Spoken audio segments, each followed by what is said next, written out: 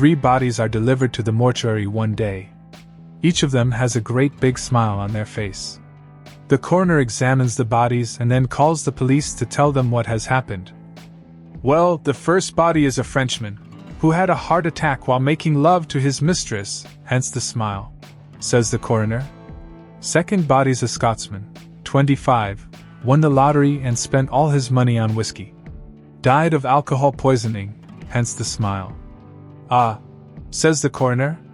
This is the most unusual one. Sean, the Irishman, 30, struck by lightning. Why is he smiling then? He thought he was having his picture taken. A guy spots a sign outside a house that reads, "Talking dog for sale." Intrigued, he walks in. "So what have you done with your life?" he asks the dog. "I've led a very full life," says the dog.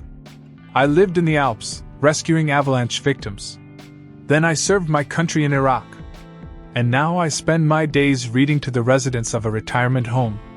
The guy is flabbergasted. He asks the dog's owner, "Why on earth would you want to get rid of an incredible dog like that?" The owner says, "Because he's a liar. He never did any of that." A guy took his blonde girlfriend to her first football game. After the game, he asked her if she liked it. She replied, "It was fun, but I don't see why they made such a big fuss over 25 cents. The guy asked, "What do you mean?" And she said, "Well, at the beginning of the game, they flipped a coin and someone took it, and for the rest of the game, they kept shouting, 'Get the quarterback! Get the quarterback!'" A little boy and his grandfather are raking leaves in the yard. The little boy sees an earthworm trying to get back into its hole. He says, "Grandpa, I bet I can put that worm back in that hole." The grandfather replies, "I'll bet you $5 you can't. It's too wiggly and limp to put back in that little hole." The little boy runs into the house and comes back out with a can of hairspray. He sprays the worm until it is straight and stiff as a board. The boy then proceeds to put the worm back into the hole.